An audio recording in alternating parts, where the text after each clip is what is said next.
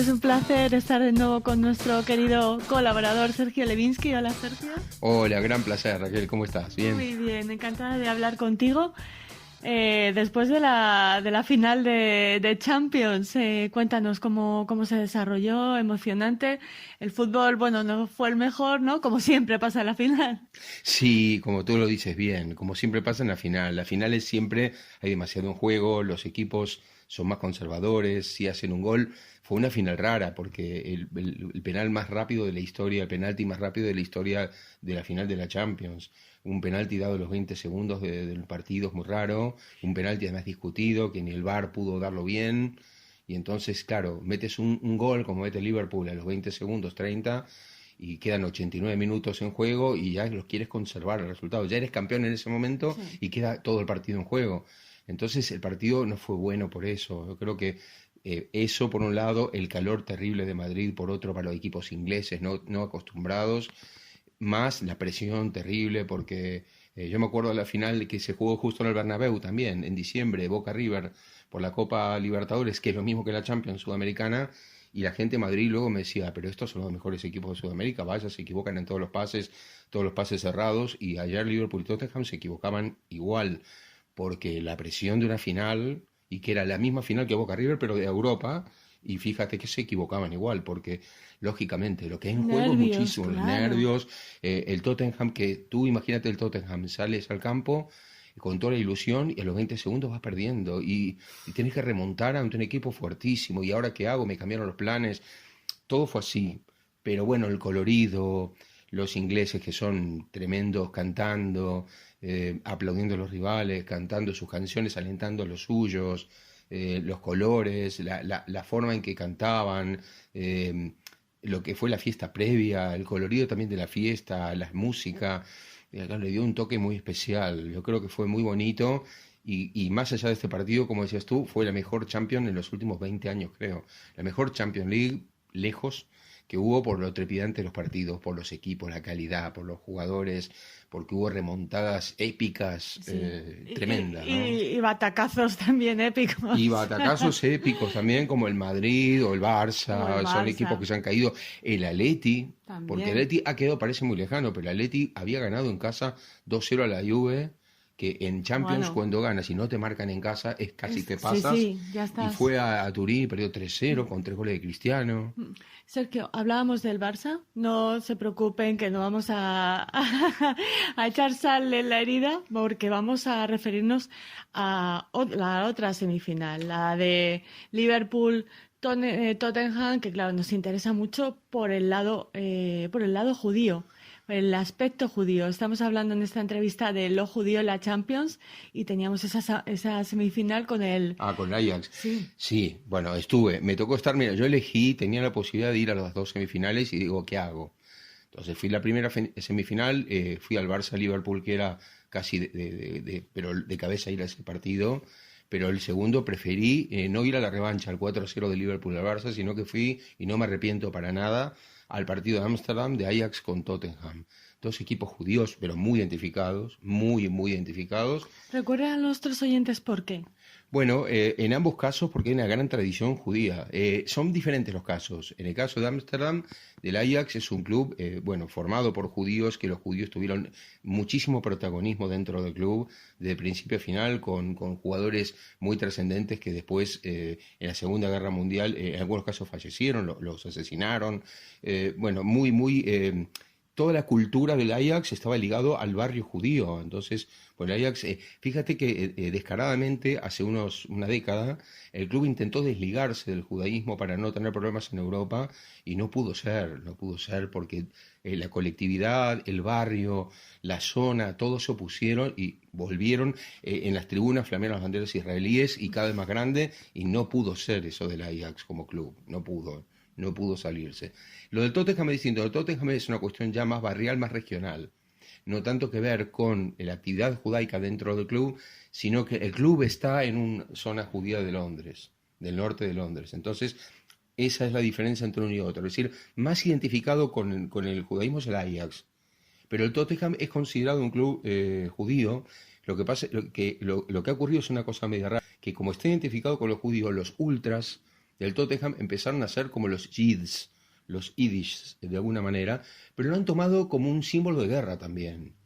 Entonces son resistidos porque simplemente le dicen la armada Id, entonces lo han tomado así, no siempre saben de qué se trata, porque es así en este mundo, muchas veces no saben de qué se trata, pero eso no significa que los hinchas no lo sepan, el hincha común sí lo sabe, está más identificado, y lo que ha sido muy bonito fue el enfrentamiento, porque hay banderas israelíes de los dos lados. Fue una cosa increíble. Yo, bromeando, decía en las redes sociales, falta que repartan Vareni, queso crepla a la salida del estadio, porque era algo así, ¿no? Muy bonito. Partidazo. Y la serie fue tremenda, tremenda. Muchos me decían, pero hostia, vas a ir a ver Ajax Tottenham, había un Liverpool-Barça en Anfield. Digo, sí, pero bueno, hay otras cosas que yo quiero ver, como todo lo que estamos hablando. Pero además, hablando de fútbol, era un partido que estaba 2-0 el Ajax, con toda la gente, porque otra cosa, el público de Ajax canta ópera, canta rock, canta todo tipo de música, era increíble. Y era una fiesta total, porque el Ajax estaba 2 goles arriba. Y en la segunda parte el Tottenham metió el primer gol, metió el segundo gol, faltaba segundos para terminar, y marcó el tercero y eliminó al Ajax en casa.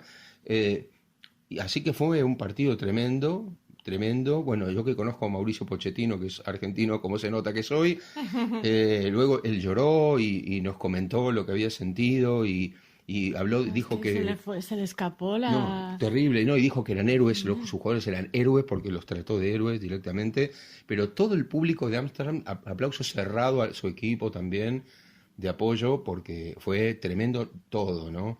El Ajax venía de eliminar al Madrid, entonces, bueno, claro, y a la Juve. Vamos a pasar rápido por lo de la eliminación del Madrid, ¿vale? No, vale. Pero también a la Juve de Cristiano, sí. Y en Italia, es decir, ambos equipos judíos tuvieron, fue una Champions muy judía, muy judía porque tuvo dos protagonistas muy judíos que además han sacado jugadores. Otra cosa rara es que el Ajax y el Tottenham comparten 4 o 5 jugadores que pasaron por los dos equipos. Entonces en el Tottenham era medio Ajax de antes.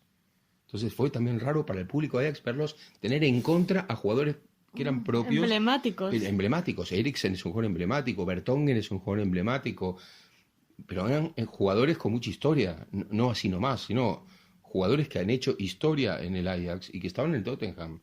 Entonces, claro, doblemente, ¿no? Por eso fue una Champions muy, muy judía esta, muy, muy judía, la más judía de los últimos tiempos. Hablabas de la Roma de Cristiano, y tenemos que referirnos a los episodios de antisemitismo que se han vivido en partidos de la Liga Italiana. Sí, en la Liga Italiana hay muchos problemas, en la capital italiana básicamente, porque hay un tercer equipo, no tiene la identificación como Tottenham o como Ajax, pero la Roma está visto como equipo judío, como club judío en la Liga Italiana. Es el club más judío, más identificado. La colectividad judía normalmente es hincha de la Roma. Y entonces Lazio, que es el rival de la Roma en Italia, yo creo que también en parte para pinchar un poco a la Roma, pero me parece que igual es de muy mal gusto, utiliza muchos elementos como por ejemplo burlarse de Ana Frank, hicieron con fotos esto.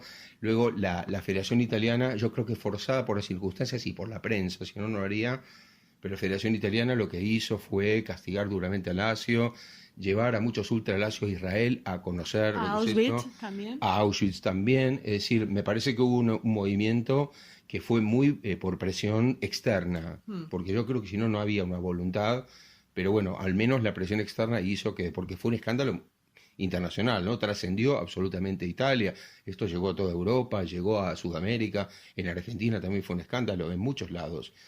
Yo creo que el Lazio quedó muy, muy manchado con esta situación, ¿no? Y bueno, ellos han vuelto cada tanto con estas cosas, pero ya sienten un poco más de vergüenza de hacerlo. Pero bueno, sí, ha sido muy duro. Y bueno, también por ese lado trascendió mucho el tema del antisemitismo, ¿no? Sí. Sergio, nos salimos un poco del tema de la Champions. Tu opinión de experto ante una pregunta que nos hacemos muchos. ¿Por qué los equipos israelíes de fútbol no triunfan, no consiguen hacer un buen fútbol? Mira, yo creo que parece mentira, pero la respuesta es más geopolítica. Es decir, Hay que tener en cuenta, a Israel le pasa lo mismo que a Australia, lo que pasa es que Australia es más voluntario y lo de Israel es menos voluntario. Pero Israel juega en un continente, el fútbol israelí, cuando compite internacionalmente, juega en Europa. Y en realidad no debería jugar en Europa, debería jugar en Asia. Pero juega en Europa porque se quiere evitar problemas políticos. Pero claro, tú al jugar en Europa juegas contra la Juve, contra la Roma, contra... Entonces, claro, no compites contra un equipo árabe, contra un equipo, no sé, japonés. Tú compites contra la Juve, contra el Milan, contra el Madrid. Y claro, cuando llegas a la fase de grupos, y en la fase de grupos solo pasan 2 de 4 y te tocó ir al Bernabéu o te tocó ir, lógicamente que es muy difícil. Ahora, en general, el deporte israelí es bastante inteligente. ¿A qué me refiero con esto? A que, por ejemplo, fíjate que la selección israelí, que le pasa lo mismo a nivel de las selecciones, pero fue aprendiendo mucho. Entonces, ahora, con tanto roce, porque tiene su contra cuando tú comienzas, pero cuando pasa una década que tú compites ese nivel, te vas adaptando a ese nivel y ya en Asia le ganarías a todos. Pero claro, tú eres cola de león, no eres cabeza de ratón. Entonces, al ser cola de león, te cuesta un poco más, pero lentamente de cola empiezas a pasar a otro lugar de león, porque ya, por ejemplo, Israel se quedó fuera de una Eurocopa contra Suiza por diferencia de gol en un grupo de 5, salió segunda, pero Suiza hizo más goles, pero tenía los mismos puntos. Es decir, ya Israel dejó fuera a Francia del Mundial 94. Israel perdía con Francia en París 0-2 y ganó 3-2, y Francia quedó eliminada del Mundial 94 porque perdió en casa con Israel. Es decir, Israel ya ahora, lentamente, al tener jugadores, Israel ha colocado jugadores en la Liga Española, en la Liga Inglesa, entonces con esto el fútbol israelí ya tiene un roce. Todavía pierde, pero a mí me da la sensación de que con el paso del tiempo, si el roce continúa y hace una política inteligente de fichajes o de ventas, muy probablemente... Y equipo técnico, ¿no? También. También, pero por ejemplo ha estado el hijo de Cruyff años ahí trabajando en Israel, en el Haifa. Bueno, yo creo que de a poco eso va a ir mejorando. Hay que ser optimista y lo que hay que tener es paciencia, porque cuando tú compites ese nivel con clubes súper poderosos, hay que tener en cuenta que hay clubes europeos manejados por jeques árabes que tienen una fortuna, que además se habla del doping financiero, porque esos clubes en realidad el Estado les pasa dinero por debajo de la mesa. Entonces esos clubes tienen para fichar lo que le pasa al City o lo que le pasa al PSG, que fichan 600 millones de euros en un mercado. Pero no es dinero genuino del club, sino que Qatar, a través del jeque, les pasa dinero y fichan. Es futbolístico. Exacto. Y en cambio, tú tienes el caso de los equipos israelíes, que son clubes que hacen lo que pueden con sus socios, que sí tendrán algún buen sponsor, pero que cuando compites a esos niveles necesitas de insuflar un dinero que no... Pero, por ejemplo, bueno, ahora creo que Israel publicita a través de una empresa en Atlético Madrid. Sí, bueno, los 500, ¿no? Vale, entonces, bueno, yo creo que es una cuestión de tiempo, de paciencia y de roce. Bueno, pues esperemos que cuando un equipo israelí llegue a la Champions podamos hablar de esto, Sergio. Ojalá. De esa noticia. Ojalá que sí, que sea pronto. Te agradecemos mucho tu crónica y hasta muy pronto. Un placer, Raquel, hasta pronto.